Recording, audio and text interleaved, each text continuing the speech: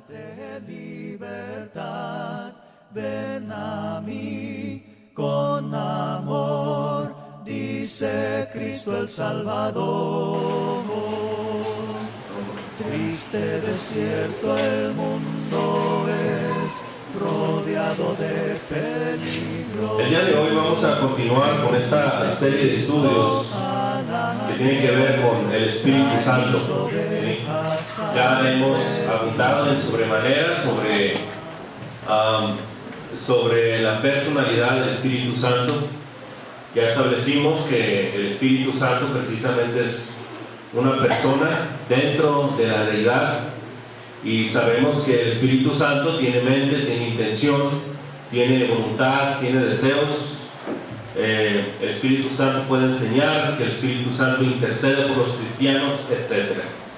Ahí se le está enseñando, o se le está entregando una hoja con 2 bosquejos, precisamente del primer tema que vimos acerca de la personalidad del Espíritu Santo.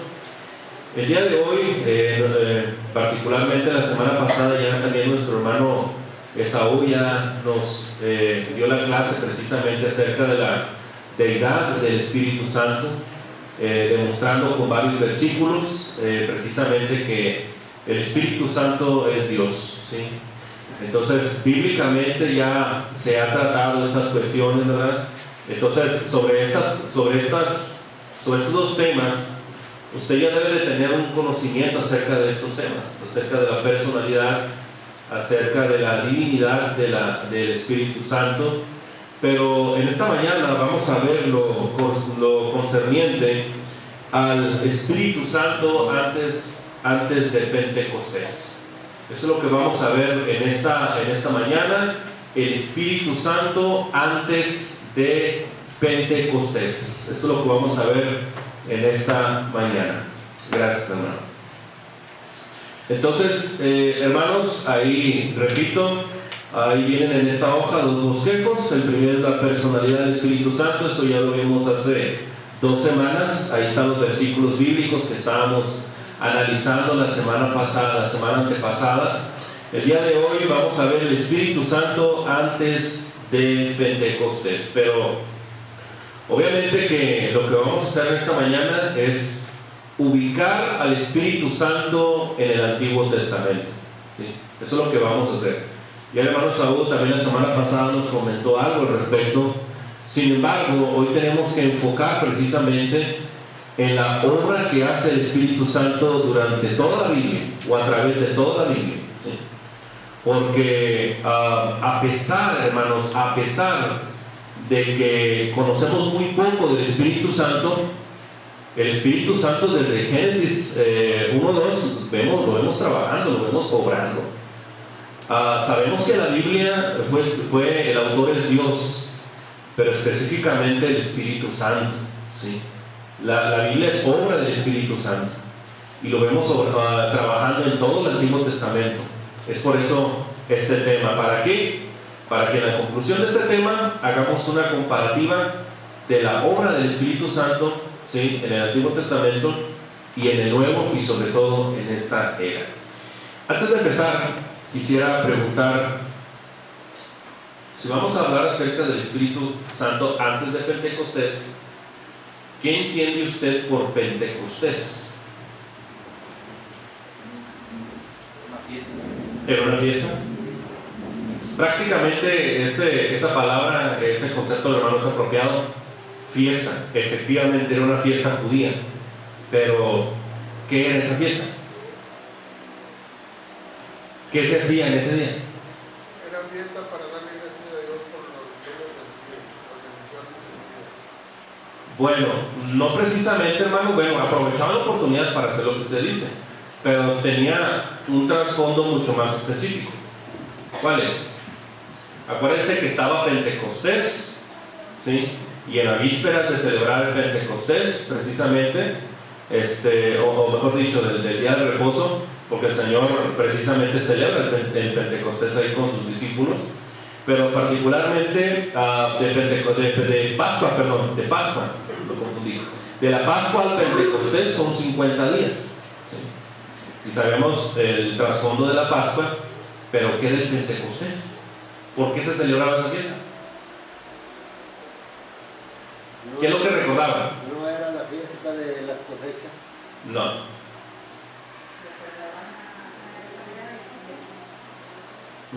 No. Creo que cuando vayamos a Éxodo, a Levítico, vamos a aprender un poquito más de las fiestas. En la fiesta de Pentecostés se celebraba precisamente cuando Dios les dio la ley en el monte Sinaí. Eso es lo que celebraban en Pentecostés. Y precisamente sabemos que Pentecostés es en el aspecto del Antiguo Testamento, pero ¿qué sucedió ya en el Nuevo Testamento? Eso sí lo saben, ¿verdad? Cristianamente hablando, ¿qué sucedió en Pentecostés? Pues ahí empezó la iglesia. Ahí empezó la iglesia, ¿con qué, hermano? Con la predicación del apóstol Pedro y por el Espíritu Santo. Ándele. De Dios. Por recibir el Espíritu Santo, ¿verdad? Por ser bautizados en el Espíritu Santo, ¿sí? Ese es el verdadero bautismo en el Espíritu Santo. Entonces, vamos a ver desde este parteaguas lo que está antes, y lo vamos a ver de manera rápida. No vamos a dar muchos detalles al respecto, pues porque nomás tenemos algunos minutos, ¿verdad? Entonces, en el Antiguo Testamento vemos el poder y la actividad del Espíritu Santo, y vamos a ver algunos ejemplos. En primer lugar, vemos al Espíritu Santo en la creación. El Espíritu Santo estuvo involucrado precisamente en la creación. Ya el hermano Saúl comentaba algo la semana pasada. Vamos a leer Génesis 1:2, por favor.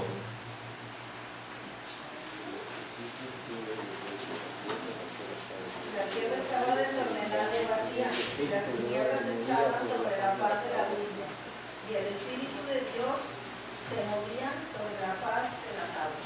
Ok, muchas gracias, hermano. Hermanos, cuando nosotros leemos este versículo, ¿sí? Hay mucha especulación al respecto, mucha polémica. Dice, y la tierra dice que estaba desordenada y vacía. Fíjense que es interesante la palabra estaba. Y yo sé que, hermanos, a veces se nos hace difícil algunos conceptos, pero para poder entender la Biblia, sí tenemos que hacer un arduo estudio, por así decirlo, intelectivo. Para estudiar la Biblia hay que echar a funcionar las neuronas, hermanos, porque solamente acostumbramos a oír y no masticar lo que se nos está diciendo. Por eso la palabra estaba es una palabra que estaba en tiempo perfecto. ¿Y qué significa una palabra en tiempo perfecto? Que es un acontecimiento que sucedió en el pasado por una única vez. Una sola vez está hablando. Sucedió solamente una vez algo en el pasado. ¿Y qué era? Que la tierra estaba desordenada y vacía. Entonces, muchos comentaristas, hermanos, esto es también importante decirlo. Cuando se utiliza la palabra vacía, ¿sí? Muchos, por ejemplo, traductores o comentaristas sobre lingüística y todo eso, cuando analizan la palabra vacía, siempre utilizan la palabra desértico. Y cuando algo está desértico, ¿qué quiere decir? Que no hay nada. ¿Pero qué más? ¿Nomás no hay nada? Está seco. Exacto, hermano, es lo que se va. Pero si usted lee el versículo 2, dice sobre la faz de las aguas. Quiere decir que toda la tierra estaba cubierta ¿de qué? De agua, ¿sí? Acuérdese, y es muy importante también decir lo siguiente: cuando se habla acerca de la palabra desordenada y vacía, lo que está diciendo Moisés ahí, ¿sí? A comparación de la creación, ¿sí? La tierra no estaba completa, ¿sí? Estaba sin terminar, eso es lo que está diciendo. Por ejemplo, algunas versiones como la Biblia del lenguaje sencillo dice que todavía no había vida, ¿sí? Es lo que está diciendo. Todavía no estaba completa, todavía no había vida, no estaba llena. Hermano Leos. Pero eso quiere darnos a entender que cuando Dios hizo los cielos y la tierra, ya existía la tierra. Hermano, Porque estaba desordenada y vacía. Ok, por eso le digo, fíjese muy bien, probablemente en el versículo 1, cuando dice, en el principio creó Dios, los cielos y la tierra. Yo me lo imagino como Dios creando primero, si fuera un pintor, primero crear el lienzo, luego la ruedita, y luego los colores, y empezar a dibujar todo lo que tiene que dibujar. Así yo lo veo. Ahora, lo que usted me está diciendo, ¿sí? No lo quería tratar, hermanos, porque no es el tema, ¿sí? Pero estos son versículos muy polémicos, hermano, ¿sí? Porque hay mucha gente que dice que en el versículo en Génesis 1:1, cuando se establece eso, entre el versículo 1 y el 2, dicen que hubo un rango de millones de años y que ya hubo habitantes aquí en la tierra, ¿sí? Y dicen, estaba desordenada y vacía porque ya había habitantes en la tierra y los ángeles que fueron expulsados se echaron a la tierra y hicieron un desastre en la tierra. Eso es lo que especulan, que ya había habitantes aquí en la tierra. Entonces, hay varios comentaristas que dicen que el versículo 1 es parte del día primero también, ¿sí? Pero eso no lo vamos a ver, hermano, hasta que estemos en la presencia de Dios y le preguntemos. Porque ahí podemos meter un montón de doctrinas, de ideas, y que el griego, que el hebreo dice esto y aquello, la verdad. Y lo que quiere establecer aquí, para que no nos perdamos, ¿sí? La idea principal es que Dios creó todo el universo, ¿sí? Porque también nos podemos meter en el tema de los cielos. Sabemos que hay 3 cielos, y entonces en Génesis 1:1 también fue creado el lugar donde habitan el tercer cielo. O sea, nos metemos en un montón de polémicas, hermano, ¿sí? Aquí lo que queremos establecer es que Dios es el creador y que vamos a ver al Espíritu Santo precisamente moviéndose. Mire, vamos a regresar al versículo 2. Dice, y la tierra estaba desordenada y vacía, ¿sí? Y las tinieblas, es decir, la oscuridad, estaban sobre la faz del abismo, ¿sí? O sea, la tierra estaba toda cubierta de agua, ¿sí? Y había una oscuridad como tal. Y el Espíritu de Dios, ¿sí? Es una referencia al Espíritu Santo, se movía sobre la faz de las aguas. Lo que queremos establecer aquí es que el Espíritu Santo estaba en la creación, ¿sí? Tenía ese poder creativo también, porque cuando empieza precisamente en el versículo 3 a Dios a hablar, el Espíritu Santo precisamente estaba trabajando. La palabra mover ahí implica la actividad que en ese momento estaba haciendo el Espíritu Santo. Pero no solamente eso, hermanos. La palabra, fíjense que es interesante, porque la palabra que utiliza Moisés ahí, la palabra hebrea, tiene que ver con la idea de empollar. O sea, que el espíritu, no sé si han visto cómo las gallinas se empollan a los huevos, se sientan en ellos, ¿verdad? Y ese calorcito les ayuda para que en unos días, en unos momentos puedan hacer, ¿sí? Entonces, podemos imaginar que el Espíritu Santo estaba cubriendo a todo el mundo, esperando la orden de parte de nuestro Dios, ¿sí? Entonces, estaba empollando, pero también la palabra significa revolotear por encima de, ¿sí? Estaba en actividad, estaba trabajando. ¿Por qué? Porque iba a empezar la obra creativa, con el color, con los diseños, con todas esas cosas maravillosas que vemos en la creación. Porque también lo podemos ver en ese mismo que acabamos, en ese mismo punto, en la creación. Lo vemos también, lo vemos en la dependencia de su poder. Y vamos a leer el Salmo 104:30, por favor. Vamos a leer bastante la Biblia, hermanos, eso sí. El Salmo 104, versículo 30. Envías tu espíritu. Son creados y renuevas la faz de la tierra. Otra vez, hermano. Envías tu espíritu, son creados y renuevas la faz de la tierra. ¿Cuál es el titulito que tiene ahí arriba, hermano? En el versículo 1 arriba. Dios cuida de su creación. O sea, quiere decir que el Espíritu Santo no solamente estuvo involucrado en la creación, sino que la mantiene y la sustenta, ¿sí? Pero no solamente eso, también lo vemos en la belleza que podemos ver en los cielos. Mire, vamos a leer ahí Job capítulo 26, versículo 13.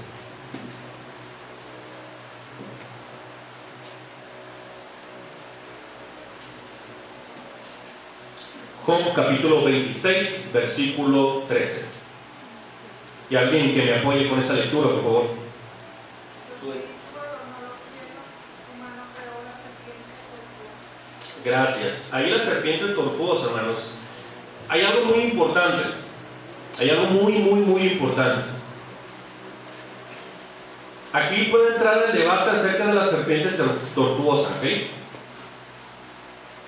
Ayer el escritor se estaba refiriendo, varios de los comentaristas, hermano, yo tengo todavía dudas, habría que analizarlo.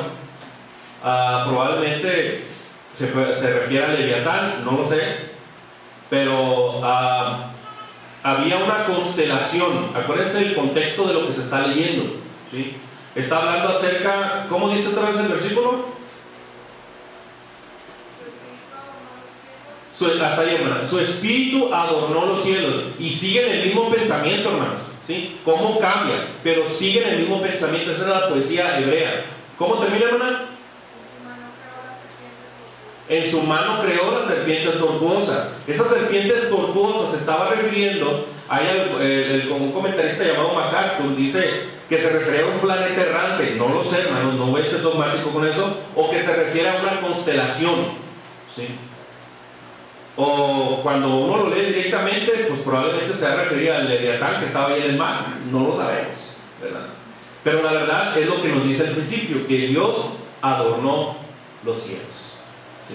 ¿Y los adornó con qué? Con estrellas, con planetas, con constelaciones, etc., ¿sí? Lo adornó con ese color, con las aves, etc., ¿sí? Y habla precisamente del mismo espíritu. Ahora, ya vimos, y quisiera profundizar en esto, pero no podemos. Vemos al Espíritu Santo en la creación. Pero no solamente eso, hermanos. No solamente lo vamos a ver en la creación, lo vamos a ver en los dirigentes de Israel. Nosotros vemos, hermanos, desde Moisés, ¿sí? Desde la libertad de este caudillo, este hombre de Dios, vemos el Espíritu Santo obrando en Moisés, y sobre todo en milagros, etcétera. Y también lo vemos en Ezequiel motivando precisamente al pueblo en el cautiverio, ¿sí? Entonces vamos a ver algunos ejemplos de cómo el Espíritu Santo precisamente vemos trabajando con algunos dirigentes de Israel. En primer lugar lo vemos en Otoniel. Vamos al libro de Jueces, capítulo 3, versículo 10.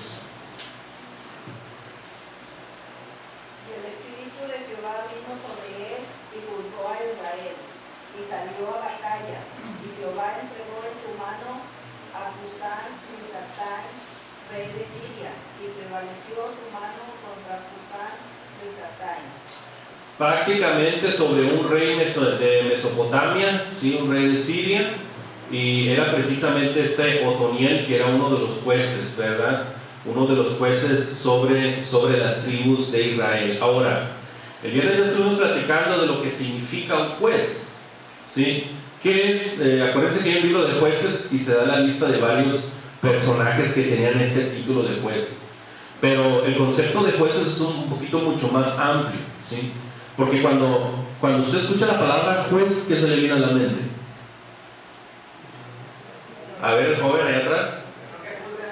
Alguien que juzga, simple y llanamente, de manera. ¿Pero qué más? ¿Cómo?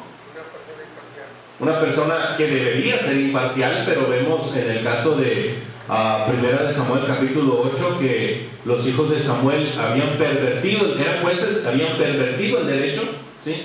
Y habían cometido cohecho en diferentes juicios. Cuando nosotros estudiamos la Biblia, hermanos, nos damos cuenta que la función del juez en la Biblia no solamente era cuidar el derecho y dirimir las controversias que hay entre los habitantes de las tribus soberanas de Israel, sino que también tenía cierta autoridad para gobernar. Ahí vemos a Otoniel que iba a ir como caudillo, como un defensor del pueblo, liderando las batallas, ¿sí? Entonces, en este caso lo vemos, y vemos al Espíritu Santo precisamente. ¿Quién leyó el texto? Otra vez, por favor, el texto de Jueces.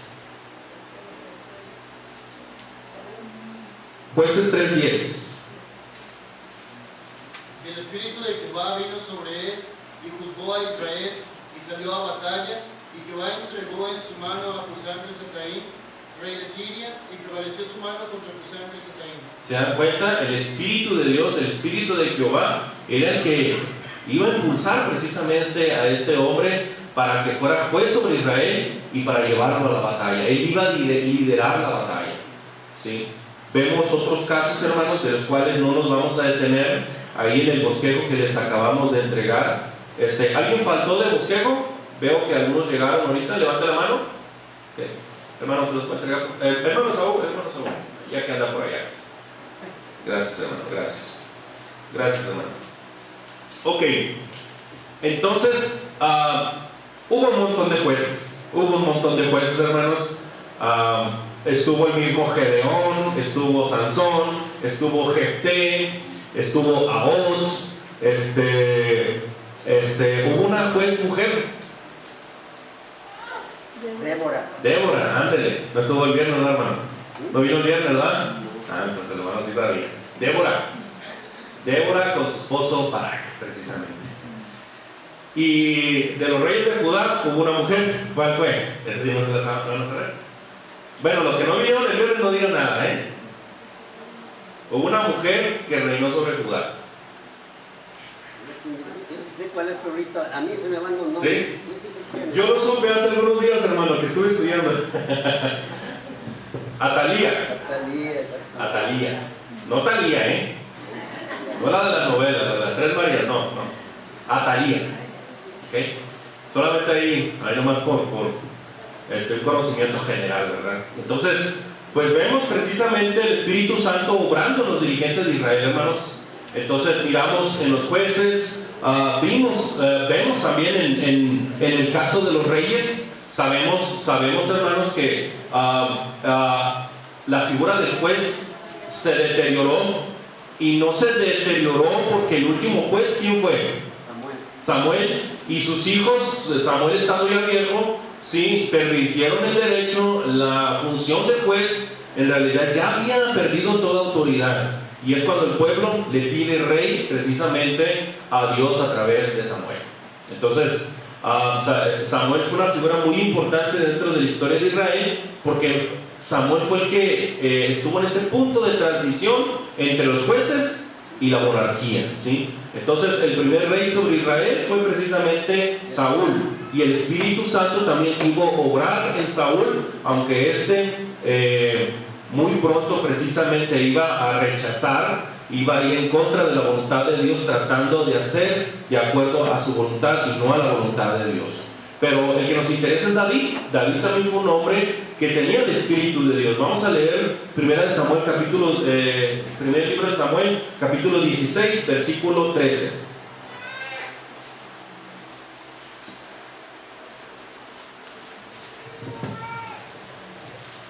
Samuel tomó el cuerno del aceite y lo ungió en medio de sus hermanos.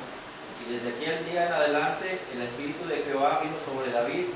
Se levantó luego Samuel y se volvió a Ramá. Gracias. Lo interesante de ahí es que en aquel tiempo, hermanos, no se contaban con recipientes, no se contaban con estos elementos para guardar este tipo de cuestiones, y había un aceite de la unción que tenía una preparación muy especial.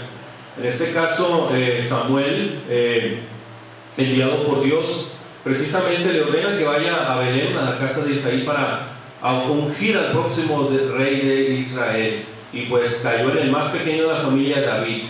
El hecho de que el Espíritu de Dios vino sobre David, quiere decir que era el Espíritu de Jehová, el Espíritu Santo, el que iba a ir delante de él.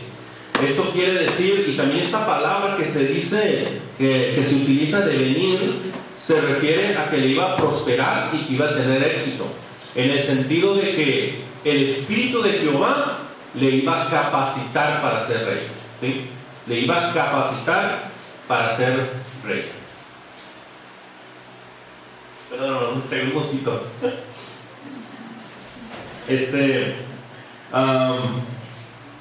Bueno, entonces vemos cómo también aquí el Espíritu Santo, ¿verdad? Trabaja a través de todo ese tiempo con el mismo David.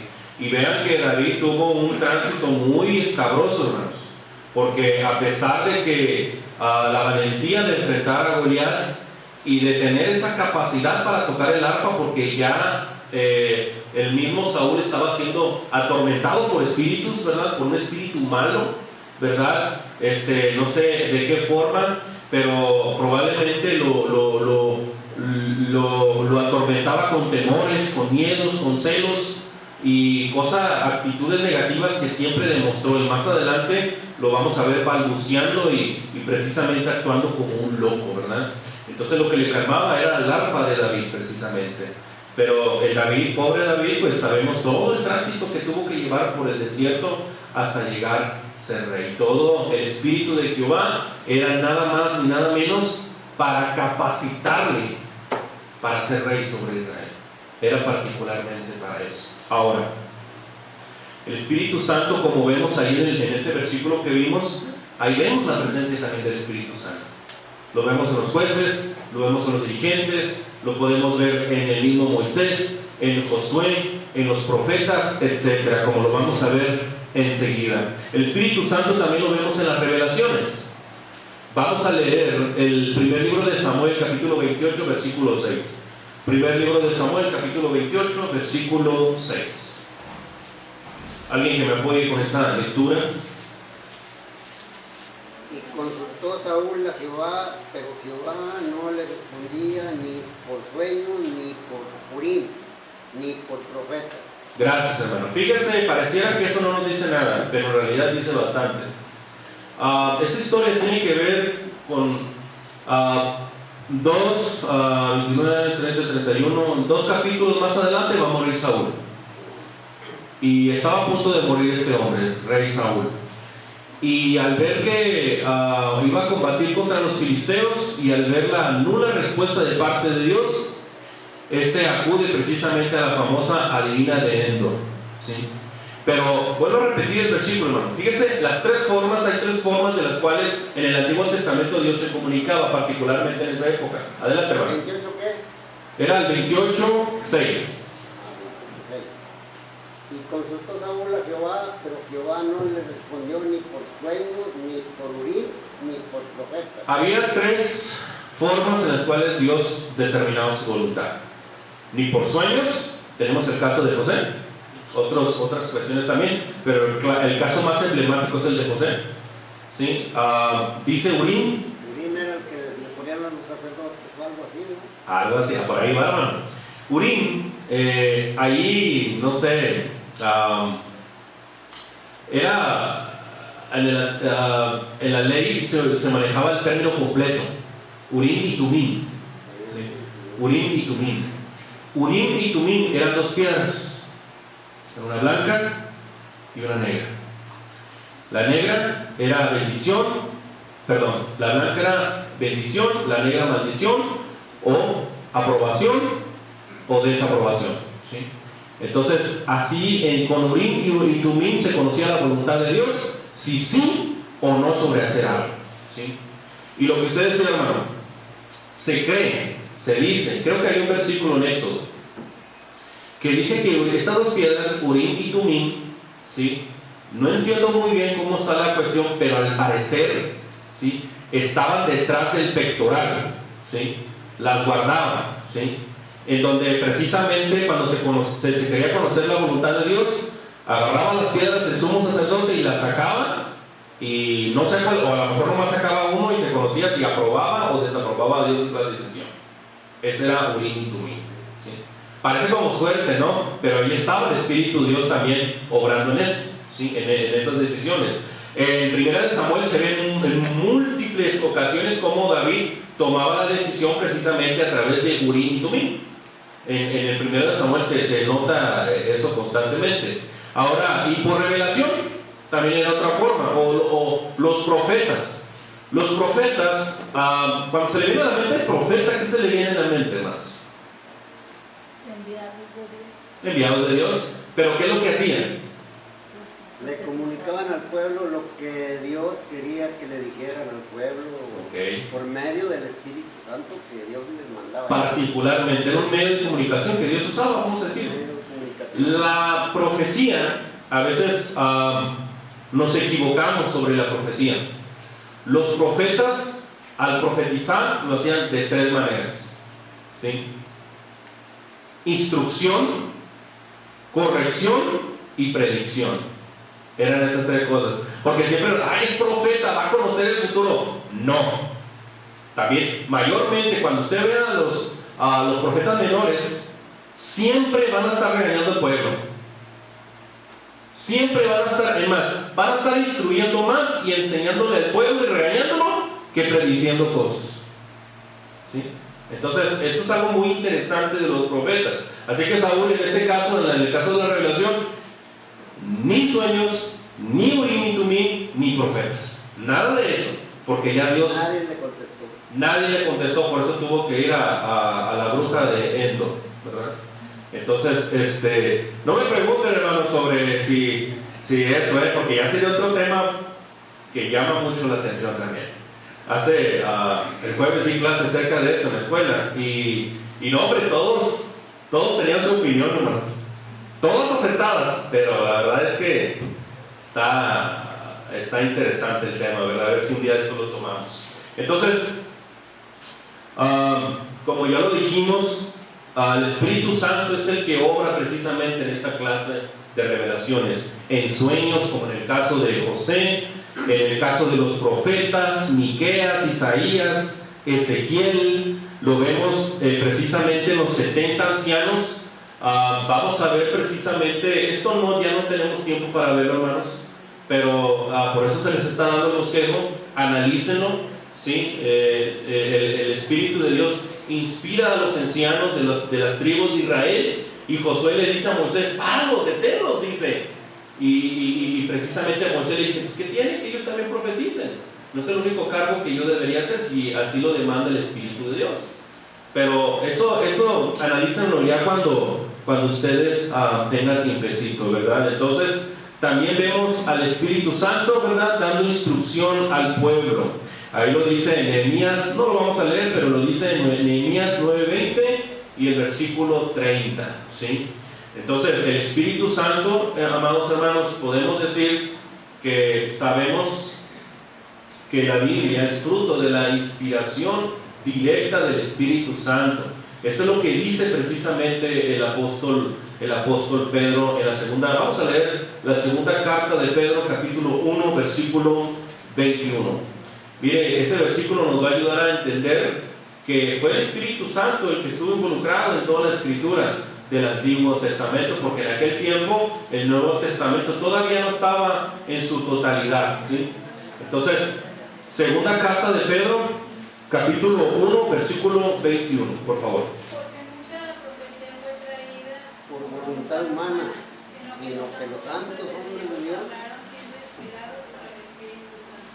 Y es una referencia precisamente a los escritos precisamente del Antiguo Testamento.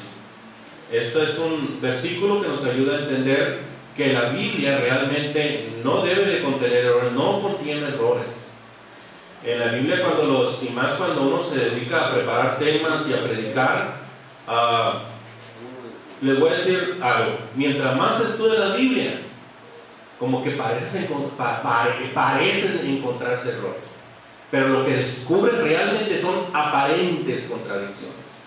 Entonces, ya con un estudio profundo, dedicado, ya te descubres que no es error, que no es contradicción, que la Biblia es perfecta, la ley de Jehová es perfecta.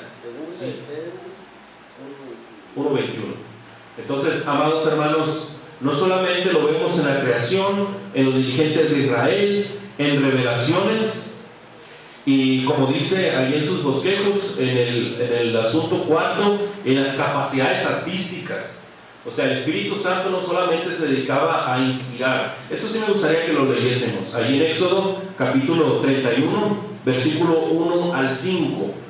Éxodo capítulo 31, versículo 1 al 5, vamos a ver el caso de Bezaleel. Cuando se iba a realizar o a hacer todos esos mobiliarios de oro del templo, del tabernáculo. ¿Perdón? 1 al 5 de Éxodo 31.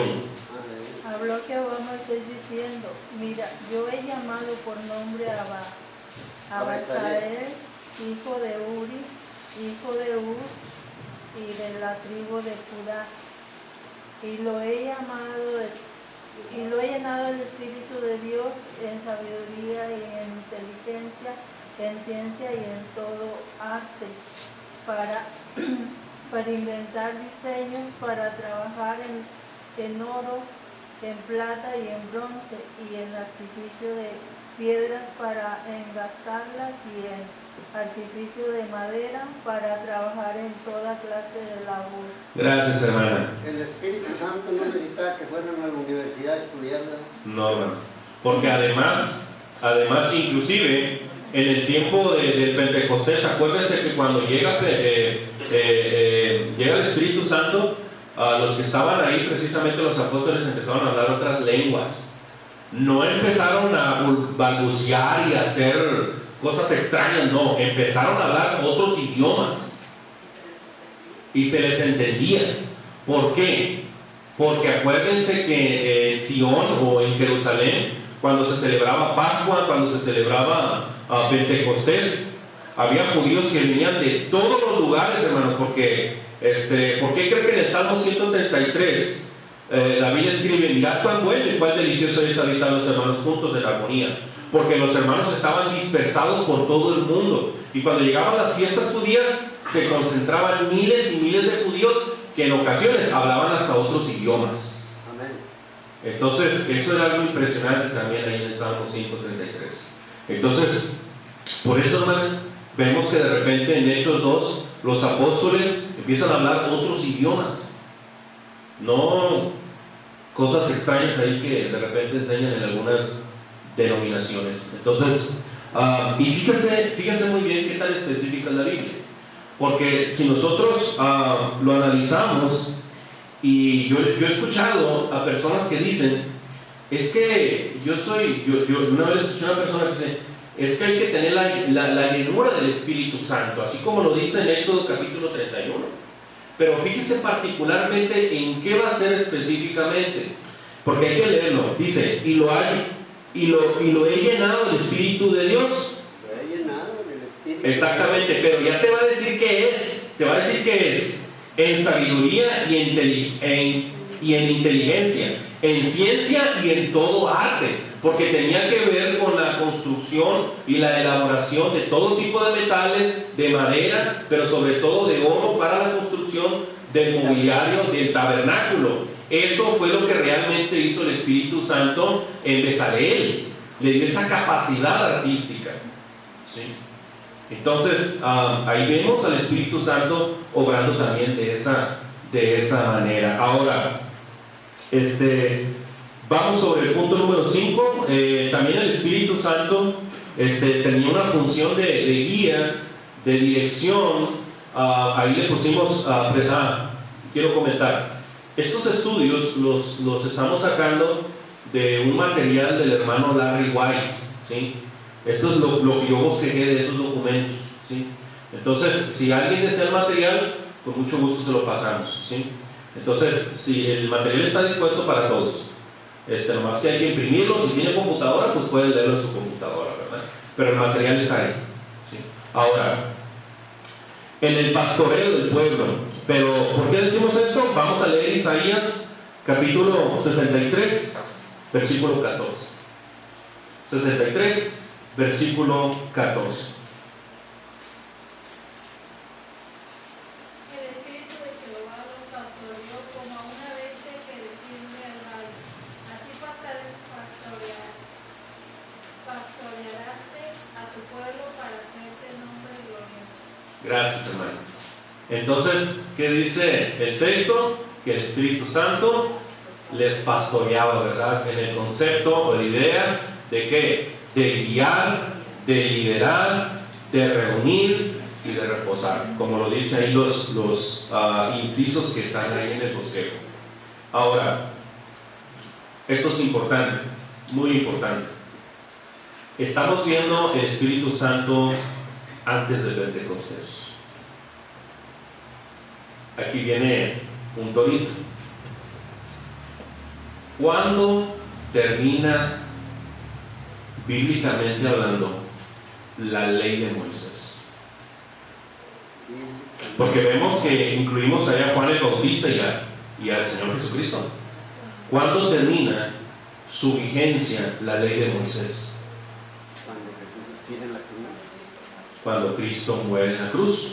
¿Okay? Eso es un argumento, o lo que la Biblia nos enseña. ¿Verdad? Él abolió en la cruz el mandamiento que estaba en contra de nosotros, como lo dice Gálatas. Pero también importante decir, hermanos, entonces, ¿dónde empieza el Nuevo Testamento? El Nuevo Testamento debe de empezar después de la muerte de Cristo. Después de la muerte de Cristo. Okay. Pues, efectivamente, ¿y cuándo empieza la era cristiana? Ya lo digo, hermano, denle chance a los hermanos, usted se lo sabe de todos, hermano. ¿Cuándo empieza la era cristiana? Cuando llega Pentecostés. ¿Sí? Estos datos son importantes, hermanos, y tenerlos bien claros. Ahora, ¿por qué se incluye el Evangelio? ¿Por qué se incluye Mateo, Juan, Marcos y Lucas? Cuando realmente el nuevo, como decían ustedes, un testamento entra en vigencia ¿cuándo? Cuando muere el testador, ¿verdad? Sin embargo, en los evangelios nosotros vemos ese antecedente y parte de la enseñanza del evangelio, ¿sí?, vienen las bases fundamentales para la iglesia de Cristo, ¿sí? Por eso es que se incluyen, ¿verdad? Porque hay hermanos que a veces no comprenden estas líneas de tiempo, ¿verdad?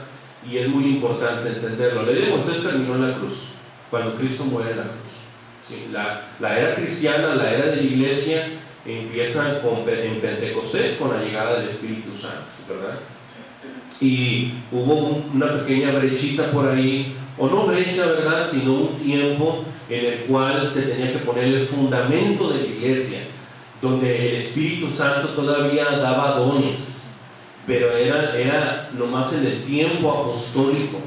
Y también eso es muy importante entenderlo, porque cuando nosotros analizamos estos temas, hermanos, ¿sí?, cuando lo analizamos, ¿cuál era? Espero no perderme con todo esto que estamos diciendo. Todo lo que el Espíritu Santo enseñó, primero, lo que el Espíritu Santo hizo en la creación, lo que el Espíritu Santo hizo al dirigir a los dirigentes de Israel, al dar estas revelaciones, al dar estas capacidades, al pastorear al pueblo. ¿Para qué era todo esto? Porque estaba preparando todo para la llegada de Jesucristo. Jesucristo es el tema central de la Biblia. Todo lo que hizo en el Antiguo Testamento era para llevarnos a Cristo. Y después de Cristo, precisamente, hermanos, establecer precisamente la iglesia, pero un trabajo tremendo que va a hacer el Espíritu Santo, como lo vamos a ver enseguida. El Espíritu Santo precisamente también obró en Juan el Bautista. Y obró también, o estuvo precisamente con nuestro Señor Jesucristo. Acuérdense que Jesucristo es todopoderoso, es omnisciente, pero se dejó guiar por el Espíritu Santo, ¿sí? Eso lo vemos, no lo vamos a ver a detalle porque quiero llegar al punto que les acabo de decir, pero vemos al Espíritu Santo en el nacimiento de Cristo, en su bautismo, en la tentación, en su predicación, en los milagros, en su muerte, en su resurrección. Vemos precisamente ahí, obrando y actuando el Espíritu Santo. Es interesante cómo desconocemos tanto del Espíritu Santo cuando el trabajo del Espíritu Santo ha sido fundamental. ¿Y sabe qué es lo más maravilloso? Que Él no busca reconocimiento. Sí. Una forma de glorificar al Espíritu Santo es obedeciendo al mandamiento que está precisamente en la Biblia. De esa manera es en el cual nosotros podemos, porque hay denominaciones, hay inclusive iglesias de Cristo que le aplauden al Espíritu Santo y hacen este tipo de cuestiones. O sea, el Espíritu Santo no busca gloria, no busca reconocimiento, ¿verdad? Y sin embargo nosotros podemos glorificar precisamente honrando de lo que dice la palabra de Dios. Ahora, ya con esto vamos a concluir. Lo interesante, aquí viene la comparación. ¿Cuál es la gran diferencia entre la presencia del Espíritu Santo o el actuar del Espíritu Santo en el Antiguo Testamento y en el Nuevo, particularmente en esta era cristiana. Bueno, Jesucristo hizo una promesa en Hechos 1.5. Vamos a leer Hechos 1.5, por favor. Juan ciertamente bautizó con agua, mas vosotros seréis bautizados con el Espíritu Santo dentro de no muchos días. Dentro de no muchos días. ¿Sí? Haciendo cuentas, cuando Jesucristo les dice esto, ¿sí? Era en un domingo. Este domingo el Señor asciende a los cielos, ¿sí? Y tenían que esperar que como una semana entonces, porque había estado ¿cuánto tiempo con ellos? 40 días. Les dio como un mini cursillo ahí de las enseñanzas básicas de lo que iba a ser la iglesia. A mí me gustaría, ¿verdad?, que se haya escrito qué les dijo, qué les enseñó. Pero pues no, me decía un hermano, pues ahí tienes Hechos. Pues sí, cierto. Sí, cierto. Ahí está todo Hechos, ahí está toda la enseñanza. Ahí está toda la enseñanza, ¿verdad? Revelada por el mismo Espíritu Santo y por los apóstoles. Los apóstoles desde el libro de Juan les dijo, yo no los voy a dejar solos, les voy a mandar un consolador. Y saben en Hechos les dice, el consolador que les dije que le iba a venir. Ese es el exactamente, que y sobre todo, hermano, porque Juan iba a establecer, sabemos que vino primero el libro de Hechos, y luego va a venir el libro de Juan, y para allá vamos. Entonces vemos ahí la promesa del Espíritu Santo, ¿verdad? Particularmente a los apóstoles, la labor que iban a hacer en los primeros años de la iglesia cristiana iba a ser fundamental para la iglesia. Pero vamos a leer el propósito del Espíritu Santo, antes y después de Pentecostés, porque es muy importante entender esto. ¿En qué nos diferenciamos de los que fueron inspirados por el Espíritu Santo en el Antiguo Testamento? Vamos a leer Juan capítulo 14, versículos 16 y 17. Juan capítulo 14, ya estamos a punto de cerrar el tema. Permítanme un segundo, hermana, permítanme. Dejen que lo encuentren todos, hermano. Porque tenemos que leer cada parte. Lo va a leer hermana Elena, no se me adelante. Ok, hermana Elena. Capítulo 14, versículos 16 y 17. Fíjense muy bien. Aquí, hermanos, pongan atención porque hay dos palabritas claves para entender esa diferencia. Adelante, hermano. Y yo rogaré al Padre y dará otro consolador para que esté con nosotros para siempre. Y el Espíritu de verdad, el cual el mundo no puede recibir porque no le ve ni le conoce, pero vosotros le conocéis porque mora con vosotros y estará en vosotros. Acuérdense que dice el titulito, la promesa del Espíritu Santo. Pero en ese momento el Espíritu Santo ya estaba obrando en ellos, hermanos. ¿Cuál iba a ser la diferencia? Dice, mora, en ese momento estaba con ellos. Pero después del Pentecostés iba a ser ¿qué? En ellos. Esa es la gran diferencia. Que iba a estar en ellos, no con ellos, en ellos. Y así como estaba el Espíritu Santo en el Antiguo Testamento, brindándoles esa inspiración, esas capacidades en dirigir, etc. Pero sobre todo, hermanos, que esta promesa, si bien el trabajo de los apóstoles era distinto, ¿sí? A ellos se les dieron dones directos por parte del Espíritu, dones milagrosos, dones que ahorita ya no necesitamos, pero ese mismo Espíritu, ¿sí? Será, hermanos, lo mismo, será el mismo Espíritu, el Espíritu que tenían los apóstoles del Espíritu que tenemos nosotros. ¿Es el mismo? Debe ser el mismo. Es el mismo. Es el mismo. ¿Sí? Es el mismo Espíritu. Es el mismo, es un solo Espíritu. ¿Sí? Simplemente que en el tiempo apostólico tenía una labor muy específica con ellos, a diferencia con nosotros. ¿Sí?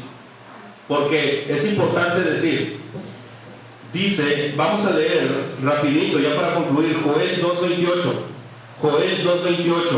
Vemos que esta promesa ¿sí?, de la presencia del Espíritu Santo en nosotros. En el Antiguo Testamento estaba con ellos, ahora está en nosotros. Joel capítulo 2, versículo 28.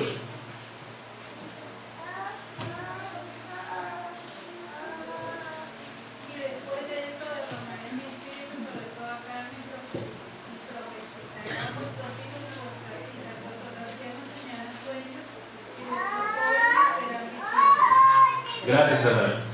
Mucho de lo que dice Joel capítulo 2, versículo 28 se cumple en el libro de Hechos. Pero lo que se cumple para todos es que ese mismo Espíritu es derramado sobre toda carne. No solamente en Pentecostés, también en este tiempo cuando uno confiesa que Jesucristo es el Hijo de Dios y se bautiza. Ahora, con esto concluyo ahora sí. Si en el Antiguo Testamento, hermanos, era muy evidente el poder, o particularmente de los personajes del Antiguo Testamento, el poder se manifestaba en ellos, se manifestaba el poder del Espíritu Santo con diferentes obras, y también en los apóstoles. ¿Cuál es la bendición, hermanos, para nosotros de tener y de que moren y habite en nosotros el Espíritu Santo hoy? ¿Cuál es la bendición? Porque lo creemos por fe. Uno no puede decir ahorita, el Espíritu Santo me está hablando, como una visitante me dijo, yo soy profetisa y tengo una profecía que decir. Y le dije, a ver, ¿cuál es? Ya estando ahí con él, dije, ¿cuál es? No, es que aquí en la iglesia les falta amor, nos dijo. Bueno, pues no necesitas ser profeta para que alguien se dé cuenta sobre esta situación. No necesitas ser profeta. Pero, ¿cuál es la bendición? Ahorita no, como decía el hermano, a lo mejor no va a recibir no va a empezar a hablar idiomas nuevos, o de la noche a la mañana va a tener la capacidad para edificar un gran templo. Pero ¿cuál es la bendición de que en esta era cristiana, de que en la iglesia de Cristo tengamos al Espíritu Santo? ¿Cuál es la bendición, hermanos? ¿Nos consuela? De que nos guíe. Aunque es importante decir, no es una guía directa. No es que de repente me esté diciendo, hey, no te ves por allá, porque ahí. No, la palabra de Dios nos guía, de una manera indirecta. Pero ¿qué más, hermanos? La palabra del Espíritu de Dios nos redarguye en muchas cosas. ¿Qué decía, hermano? Intercede por nosotros, nos redarguye, decía. Nos hace cambiar. Hermanos, todavía no me han dicho qué, hermanos. Es la garantía de... Son las arras del Espíritu, hermano, la garantía que tenemos, hermanos. La garantía de que somos hijos de Dios. ¿Qué más maravilloso podríamos tener como cristianos? De que el mismo Espíritu Santo es la etiqueta en nuestra alma de que dice, eres hijo de Dios. Eso es lo bueno de esto, hermanos. Cosa que no tenían en el Antiguo Testamento. ¿Sí? Y podemos decir más, pero hasta aquí le vamos a parar porque ya se acabó el tiempo. ¿Alguna pregunta o duda? ¿No? Bueno, Dios les bendiga, hermanos. Oigo la voz del buen pastor en espantosa soledad. Llama al cordero que en temor vaga en la